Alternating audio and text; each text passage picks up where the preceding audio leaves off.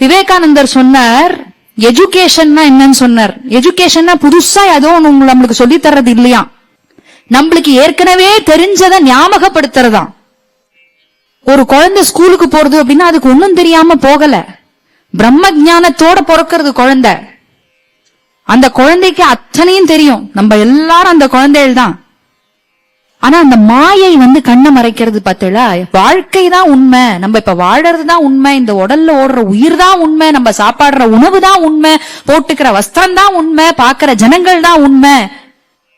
அந்த மாயையினால ஏற்கனவே தெரிஞ்ச அந்த பிரம்ம ஞானம் நம்மள அந்த மோட்சத்தை அடைய விடாம தடுக்கிறது.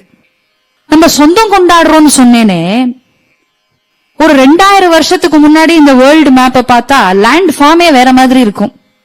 அப்ப எந்த லேண்ட நம்மளுதுன்னு சொல்லிக்கிறது? நம்ம ஒவ்வொரு லேண்ட் மாஸ்க்கும் பேரே வேற இருந்தது. இப்ப இருக்கிற மாதிரி இல்ல, ஆப்பிரிக்கா, அமெரிக்கா, ஏசியா இப்படி இல்ல. 20,000 வருஷத்துக்கு முன்னாடி பார்த்தா எல்லாம் மொத்தமா ஒரே லேண்ட் ஃபார்மா இருந்தது. அப்படி இருக்கும்போது நாமதேவர் ஸ்மார்ட்டா என்ன தெரியுமா பண்றார்? ஆதி ரச்சிலி பண்டரி மக வைகுண்ட நகரி, ஆதி ரச்சிலி பண்டரி மக வைகுண்ட நகரி, தேவானவதே சராச்சர. சராச்சரமே அப்போ இருக்கல. தேவா ஹோதே பண்டரபுர. பண்டரபுரான்னு இப்ப இருக்கிற அந்த ஜியோகிராபிக்கல் ரீஜன் அவர் சொல்லல பண்டரிபுரம்னு. விட்டலன் இருக்கிற அந்த ஸ்தானத்துக்கு பேரு பண்டரிபுரம். பாண்டுரங்கன் எங்க இருக்கானோ அது பண்டரிபுரம். இந்த சராச்சரமே ஃபார்ம் ஆகியிருக்கல. இந்த பிக் பேங் தியரின்னு சொல்றோமே, அந்த எக்ஸ்ப்ளோஷன் அதுவே நடந்திருக்கல. ஆனா பண்டரிபுரம் இருந்தது. எதனால? பாண்டுரங்கன் தான் அந்த சமயமே, காலமே அவன் தான். அவன் இருக்கிற இடம் பண்டரிபுரம். அதனால பண்டரிபுரம் சனாதனமா இருக்கக்கூடிய ஒரு க்ஷேத்திரம் அப்படிங்கிறார்.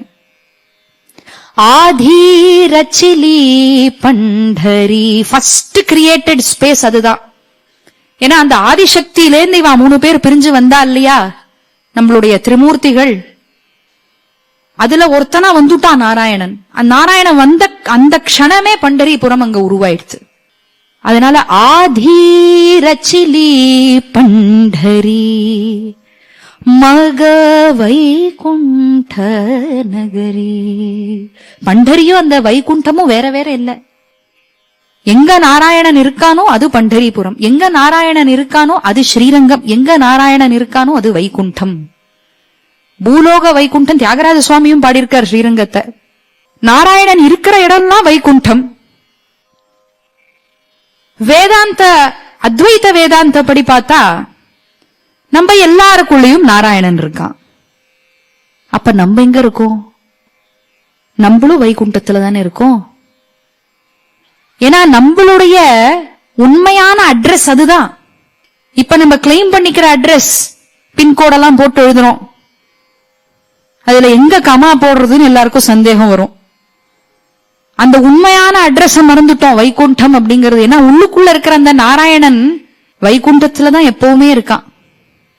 மகாராஷ்டிரா செயின்ஸ் எல்லாம் அத்வைத வேதாந்தம் படி சாகித்யம் எழுதல அப்படின்னு நிறைய பேர் சொல்லுவா. அவள்லாம் ஸ்ரீ வைஷ்ணவா, அதனால துவைத்தமோ விசிஷ்டா துவைத்தமோ தான் ஃபாலோ பண்ணுவா. அதுலயும் நம்மளுக்கு ஒரு பிரிவினை பார்க்கணும்னு தலையெழுத்து. பகவான் கிட்ட பக்தி பண்றதுலயும் ஒரு பிரிவினை பார்க்கணும். அதுலயும் நாங்க ஒண்ணு சேர மாட்டோம். ஏதோ குரூப் எல்லாம் ஒண்ணு சேர்றது. பகவான் எங்க இருக்கான்னே தெரியாது. நம்மளுக்கு கண்ணுக்கு முன்னாடி ஒரு மூர்த்தியை வச்சு இதுதான் பகவான் வேண்டிக்கோ அப்படின்னு சொன்னா நீ வேற மாதிரி வேண்டிப்ப, நான் வேற மாதிரி வேண்டிப்பேன், நம்ம சண்டை போட்டு நிப்போம். அதுல அவள்லாம் துவைத்தம் விசிஷ்டா துவைத்தம் தாலே ஃபாலோ பண்ணிருக்கணும் வைஷ்ணவாளா இருந்துண்டு. அது எப்படி அத்வைத்தா பிலாசபி ஃபாலோ பண்ணி எப்படி நீங்க நம்மளுக்குள்ள நாராயணன் இருக்கான்னு சொல்லலாம்? ஞானேஸ்வர் மகாராஜ் அப்படின்னு அதே மகாராஷ்டிரால இருந்து அதே ஸ்ரீ வைஷ்ணவா செக்ட்ல இருந்து வந்தவர் தான். அவரும் ஒரு மராட்டி செயின்ட் போயட் தான். அதே விட்டலன் மேலதான் அவரும் எத்தனையோ அபங்கங்கள் எழுதியிருக்கார். அப்பேற்பட்ட ஒரு வழிபாட்டு முறையிலிருந்து வந்தவர் ஒரு மாட்டை வேதம் சொல்ல வச்சார். உடனே அது அப்படியே அக்ஷரமா அப்படியே விசர்க்கம் அனுசர்கம் சேர்த்து சொல்லிருக்குமா? அப்படி இல்ல. அதுக்கு அர்த்தம் என்ன நம்ம புரிஞ்சுக்கணும் அப்படின்னா, நம்ம எல்லாத்தையும் இந்த மேஜிக் ஜீபூம்பா மாதிரி காமிக்கிறத நிறுத்த ஆரம்பிச்சாலே அவ என்ன சொல்ல வந்திருக்காங்கிற அந்த தத்துவம் நம்மளுக்கு எல்லாருக்கும் புரிஞ்சிடும். மாட்டை வேதம் சொல்ல வச்சார் அப்படின்னா உடனே அந்த மாடு ஆனோ பத்ராகான்னு சொல்லிட்டா இல்ல.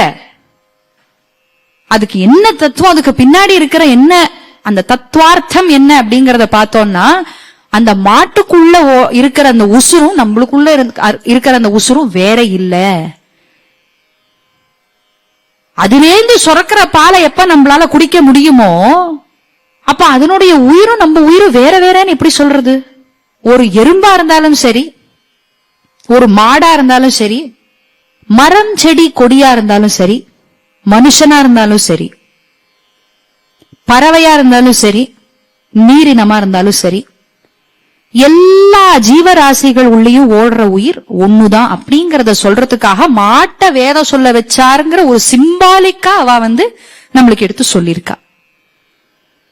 சோ ஒரு துவைதா பிலாசபி ஃபாலோ பண்ற ஞானேஸ்வர் மகாராஜ் நம்மளுக்கு அத்வைதாவை எடுத்து சொல்லிட்டு போயிட்டார். எதனால இன்னைக்கு நம்ம அத்வைத்தம் துவைத்தம் விசிஷ்டா துவைத்தம்னு பிரிச்சு பேசிட்டு இருக்கோம் அப்படின்னா, சில பேருக்கு தனக்குள்ள நாராயணன் இருக்கான் அப்படின்னு சொன்னா இந்த ஈகோ கிளம்பிடும், நானே கடவுள் அப்படின்னு. அந்த மாதிரி நிறைய பேர் கிளம்பியிருக்கா. எங்க ஆத்து கூட ஒருத்தர் வந்தார், நான் தான் கல்கி, கலியுகத்துல நடக்கிற எத்தனையோ பாவம் பண்றவர்களை பாபிகளை சம்ஹாரம் பண்றதுக்காக நான் அவதாரம் எடுத்திருக்கேன் அப்படின்னு சொல்லிட்டு ஒருத்தர் வந்தார் எங்க ஆத்துக்கு. சத்த நேரம் உட்காந்து கேட்டு இருந்தோம், அப்புறம் அமுச்சுட்டோம். அதனாலதான் துவைத்தம் விசிஷ்டா துவைத்தம்லாம் இருக்கு. எல்லாராலையும் ஒரே மாதிரி எடுத்துக்க முடியாத அந்த அத்வைத்தத்தை, என்னதான் நம்மளுக்குள்ள நாராயணன் இருக்கா அப்படின்னு சொன்னா அத்வைத்தத்தை ஃபாலோ பண்றவா எப்படி எடுத்துக்கணும்? நம்மளுக்குள்ள நாராயணன் இருக்கா, நம்ம இந்த தேகத்தை ஜாக்கிரதையா பாத்துக்கணும். நம்மளுக்குள்ள நாராயணன் இருக்கா, அவன் கொடுத்தது எல்லாத்தையும் நம்ம ஜாக்கிரதையா வச்சுக்கணும். அது ஒரு ரெஸ்பான்சிபிலிட்டியை கொடுக்கணும். ஒரு 4-5 அவார்டு கிடைச்சுடுத்தோம் நம்ம என்னமோ பெருசா சாதிச்சுட்டோங்கிற எண்ணம் வரக்கூடாது. அவ கொடுத்திருக்கா, நம்ம அதுக்கு தகுந்த மாதிரி நடந்துக்கணும் அப்படிங்கிற அந்த ரெஸ்பான்சிபிலிட்டி வர மாதிரி நம்மளுக்குள்ள நாராயணன் இருக்கா, நம்மளுக்கு நம்ம அந்த மரியாதையோட இருக்கணும் அப்படிங்கறதுதான் அத்வைத்தம் சொல்லி தர்றது. உடனே எல்லாருக்கும் அருள் பண்ற குவாலிட்டி நம்மளுக்கு வந்துடாது.